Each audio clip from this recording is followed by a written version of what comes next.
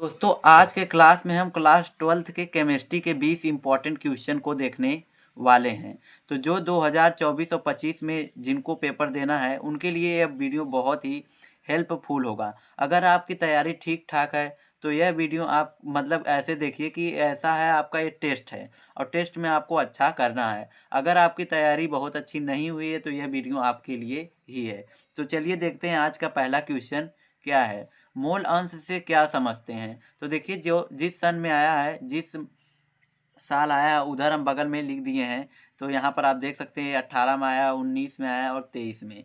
तो अब देखते हैं मोल अंश किसे कहते हैं। इसे मोल प्रभाज भी कहते हैं। किसी विलयन में उपस्थित घटक का मोल अंश उसमें मोलों की संख्या, उसके मोलों की संख्या, ये उसके है, उसके मोलों की संख्या तथा कुल घटकों की मोलों की संख्या, कुल घटकों के मोलों की संख्या का अनुपात होता है। जैसे हमें निकालना है विलेय का मोल प्रभाज्य, विलेय का मोल अंश, तो क्या हो जाएगा विलेय के मोल की संख्या बटे विलयन में कुल घटक। विलयन में कौन कौन होते हैं, एक विलेय होता है, एक विलायक होता है। तो हम लिख देंगे, या फिर लिखे विलयन में उपस्थित कुल घटकों के मोल, या ऐसे लिख दें विलेय की मोल की संख्या प्लस विलायक की मोलों की संख्या। वही जो अनुपात होता है उसे क्या कहते हैं, मोल अंश। उसे क्या कहते हैं, मोल अंश। अब देख लेते हैं क्वेश्चन नंबर 2। तो क्वेश्चन नंबर 2 क्या है। क्वेश्चन नंबर 2 है परासरण दाब से, परासरण दाब को समझाइए। परासरण दाब को हमें बताना है, समझाना है। क्या होता है परासरण दाब। परासरण की क्रिया रोकने के लिए विलयन पर लगाया गया दाब परासरण दाब। इतनी सिंपल परिभाषा, इससे सिंपल परिभाषा इसकी नहीं हो सकती है। तो क्या होता है परासरण दाब। परासरण की क्रिया को रोकने के लिए विलयन पर लगाया गया दाब परासरण दाब कहलाता है। इसका छोटा सा एक चित्र से थोड़ा सा समझ लीजिए। जैसे ये क्या होता है, मान लेते हैं इधर विलायक है या फिर बोले तनु विलयन है, इधर क्या है सांद्र विलयन, इधर क्या है तनु विलयन है, इधर तनु विलयन है, और जबकि इधर क्या है, इधर सांद्र विलयन है। इधर अगर सांद्र विलयन है तो विलेय के कण इधर से इधर जाएंगे। तो इसी क्रिया को अगर हम यहाँ पर पिस्टन लगा के इसको यहीं पर रोक दें तो वही कहते हैं, अब पिस्टन लगाएंगे तो इसका कुछ दाब होगा, तो वही दाब क्या कहलाएगा, परासरण दाब। जब आगे देख लेते हैं, आगे क्या है प्रतिलोम। प्रतिलोम परासरण किसे कहते हैं। प्रतिलोम परासरण क्या होता है, ये भी बहुत ही इंपॉर्टेंट, आप देख सकते हैं 2014 में, 20 में, 24 में। तो प्रतिलोम परासरण से आप क्या समझते हैं। तो जब परासरण की क्रिया उल्टी हो जाती है, जैसे देखिए यहाँ विलायक के कण तनु विलयन से सांद्र विलयन की तरफ जा रहे थे, इसी ये क्या होगा, इसमें क्या होगा, प्रतिलोम मतलब होता है उल्टा या विपरीत बोले। अब सांद्र विलयन से विलायक के कण तनु विलयन की ओर जाने लगेंगे। इसी प्रक्रिया को बोला जाता है प्रतिलोम परासरण। तो क्या होता है, जब परासरण की प्रक्रिया उल्टी हो जाए, उल्टी होने का मतलब कि सांद्र विलयन से तनु विलयन की ओर विलायक के कण जाने लगे, तो यह प्रक्रिया क्या कहलाएगी, प्रतिलोम परासरण कहलाएगी। तो आगे देखते हैं अणुसंख्यक गुणधर्म क्या होता है। ये बहुत ही इंपॉर्टेंट है अणुसंख्यक गुणधर्म। अणुसंख्यक गुणधर्म क्या होता है, विलयन के वे गुणधर्म, विलयन के वे गुणधर्म जो विलयन में उपस्थित कुल कणों की संख्या तथा विलेय के कणों की संख्या पर निर्भर करते हैं, अणुसंख्यक गुणधर्म कहलाते हैं। ये भी बहुत ही इंपॉर्टेंट क्वेश्चन है, आप इसे जरूर करें। तो अब देखिए उदाहरण के लिए क्या है, उदाहरण इसका वाष्प दाब का अपेक्षिक अवनमन, क्वथनांक में उन्नयन, हिमांक में अवनमन, परासरण दाब, ये 4 हम अणुसंख्यक गुणधर्म के उदाहरण देखते हैं। अब चलिए देख लेते हैं क्वेश्चन नंबर 5 क्या है। क्वेश्चन नंबर 5 क्या है, हम देख सकते हैं क्वेश्चन नंबर 5 क्या है, निर्नष्ट समीकरण। यह समीकरण बहुत ही इम्पॉर्टेंट है। कहने का मतलब ऐसा कोई साल नहीं होता जिसमें नहीं आता है। बहुविकल्पी में, लॉन्ग में, शार्ट में, लघु में, अति लघु में किसी न किसी प्रकार से जरूर आ जाता है। तो पूछ रहा है नेस्ट मतलब निर्नष्ट समीकरण, हमें संक्षिप्त टिप्पणी लिखना है। तो कुछ नहीं, उसका समीकरण लिखना है, फिर उसमें क्या क्या है उसको बताना है। तो ये आप समीकरण जरूर लिखिएगा। देखिए ई सेल बराबर क्या होता है, ई नाट, यहाँ पर 0 है, इसे बोला ई नाट सेल बराबर माइनस 2 पॉइंट, यहाँ पर ये पॉइंट है, 2.303 RT बटे NF लॉग बेस में 10 यम सोलिड आयन प्लस क्या है, ए बिलियन में, ए क्यू का मतलब होता है बिलियन में आयन, तो ये रहा क्या निर्नष्ट समीकरण, इसको आप जरूर याद करें। और इसमें ये भी याद रखें कि ई सेल क्या होता है। जैसे ई सेल क्या होता है, इलेक्ट्रोड विभव। ई नाट क्या होता है, मानक इलेक्ट्रोड विभव। एन क्या होता है, इलेक्ट्रॉनों की संख्या, ये लिखा है इलेक्ट्रॉनों की संख्या। आर क्या है, गैस नियतांक। टी क्या है, परमताप। एफ क्या है, फैराडे स्थिरांक। तो इस चीज़ को आप जरूर याद रखें। ये था क्या, क्वेश्चन नंबर 5 फैराडे का नियम। अब देखते हैं क्वेश्चन नंबर 6, विद्युत रासायनिक श्रेणी क्या है, इसके 2 अनुप्रयोग लिखिए। तो विद्युत रासायनिक श्रेणी क्या होती है, धातुओं को उनके क्रियाशीलता या फिर बोले इलेक्ट्रोड विभव के बढ़ते क्रम में लिखने पर जो श्रेणी प्राप्त होती है उसी को क्या बोलते हैं, विद्युत रासायनिक श्रेणी। तो विद्युत रासायनिक श्रेणी के 2 अनुप्रयोग क्या हैं, इसके 2 अनुप्रयोग ये हैं, धातुओं का उनके यौगिक से निष्कर्षण। जैसे हमें पता है अधिक क्रियाशील धातु, जैसे देखिए यहाँ पर ये जिंक है प्लस एक कॉपर मान लेते हैं, कॉपर क्या है, कॉपर सल्फेट है। तो कॉपर सल्फेट से अगर हमें कॉपर को प्राप्त करना रहे तो जिंक अधिक क्रियाशील है तो कॉपर को हटा देगा, तो यहाँ बन जाएगा जिंक सल्फेट प्लस हमें कॉपर, यहाँ पर SO4 रहेगा, प्लस हमें जिंक मतलब जो कॉपर है बाहर निकल जाए जो कि हमें चाहिए। इसीलिए हम कहते हैं विद्युत रासायनिक श्रेणी का हम उपयोग करते हैं या फिर इसका उपयोग में लेते हैं धातुओं के निष्कर्षण में। देखिए हमें यहाँ पर कॉपर प्राप्त हो गया। उसी प्रकार विद्युत सेलों में इलेक्ट्रोड युग्म में विद्युत वाहक बल्ब में। अब देखते हैं क्वेश्चन नंबर 7 क्या है, सिल्वर नाइट्रेट के घोल में कॉपर की छड़ डालने पर घोल नीला हो जाता है, क्यों? ऐसा क्यों होता है, सिल्वर नाइट्रेट के घोल में जब कॉपर डाला जाता है तो नीला हो जाता है? इसका कारण यही है कि जो कॉपर होता है अधिक क्रियाशील होता है सिल्वर से, मतलब विद्युत रासायनिक श्रेणी में सिल्वर से ऊपर आता है, जिससे क्या होता है कि वो Ag मतलब कि सिल्वर को हटा के स्वयं उसका स्थान ले लेता है और उसको बाहर कर देता है। और ये क्या होता है, नीले रंग का होता है, जिसके कारण वो विलयन कैसा हो जाता है, नीला। तो ये था क्वेश्चन नंबर 7। अब देखते हैं क्वेश्चन नंबर 8 क्या है। तो दोस्तों अब देखते हैं क्वेश्चन नंबर 8 क्या है। तो ये भी बहुत ही इंपॉर्टेंट क्वेश्चन आप देख सकते हैं, 2021 में, ये 18 है, 2024 में पूछा है। तो विद्युत अपघटन की प्रक्रिया को समझाइए। वह प्रक्रिया जिसमें विद्युत अपघटन पदार्थ अपनी, मतलब जो विद्युत अपघट्य पदार्थ होते हैं अपनी गलित अवस्था, मतलब या फिर बोलें कि जली विलयन में विद्युत धारा प्रवाहित करने पे अपघटित हो जाता है और विद्युत अपघटन कहलाता है। उदाहरण के लिए जली विलयन में NaCl का विलयन में जब विद्युत धारा प्रवाहित किया जाता है तो Na प्लस और Cl- में टूट जाता है। यह था विद्युत अपघटन। अब देख लेते हैं अभिक्रिया के वेग से आप क्या समझते हैं? वह दर, मतलब दर से क्या है, वह दर जिसमें समय के साथ अभिकारक पदार्थ का सांद्रता परिवर्तित होता है, अभिक्रिया का वेग कहलाता है। अभिक्रिया को वेग से दिखाते कैसे हैं, R से दिखाते हैं, R बराबर का dx/dt। तो ये था अभिक्रिया का वेग, ये भी बहुत इंपॉर्टेंट है, इसे भी आप याद जरूर करें। अब देख लेते हैं शून्य कोटि की अभिक्रिया। शून्य कोटि की अभिक्रिया किसे कहते हैं, ये भी बहुत ही इंपॉर्टेंट है। शून्य कोटि की अभिक्रिया किसे कहेंगे? वह अभिक्रिया जिसकी दर अभिकारक अणुओं की सांद्रता पर निर्भर नहीं करती है, शून्य कोटि की अभिक्रिया कहलाती है।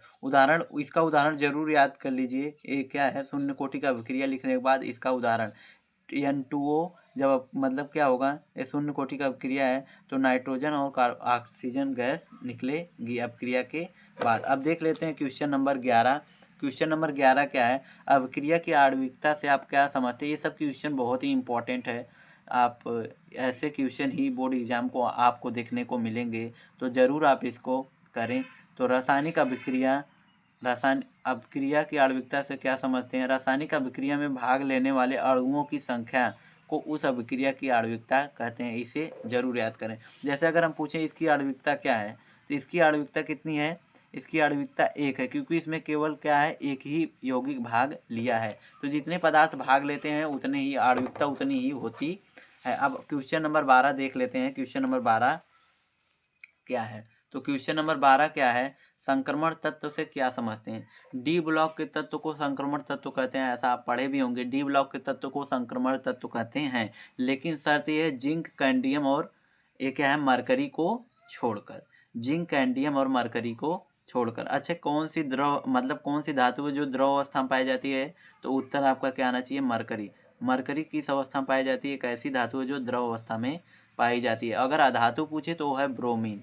ब्रोमीन एक ऐसी धातु है जो किस अवस्था में रहती है?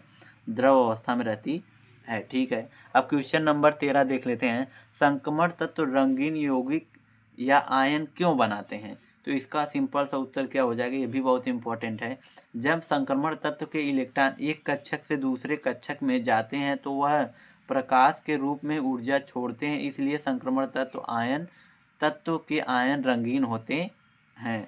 अब देख लेते हैं क्वेश्चन नंबर 4। ये सब आप जरूर याद करें। क्वेश्चन नंबर 14 क्या है? लैंथेनाइट तत्व के दो उदाहरण और दो उपयोग। लैंथेनाइट वो एफ ब्लॉक के हैं, लैंथेनाइट एक्टिनाइट सीरीज होती है, आपको पता होगा। लेकिन लैंथेनाइट के दो तत्व पूछा है तो कौन कौन से हो जाएंगे? सीरियम और टर्बियम। इसका उपयोग क्या है?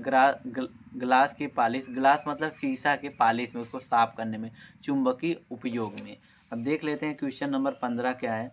क्वेश्चन नंबर 15 थोड़ा सा देख लीजिए। लिगेंड क्या है? ये भी बहुत इंपॉर्टेंट क्वेश्चन, बहुत इंपॉर्टेंट। लिगेंड क्या है? एक दंती लिगेंड की परिभाषा। एक दंती लिगेंड की परिभाषा एवं उदाहरण दीजिए।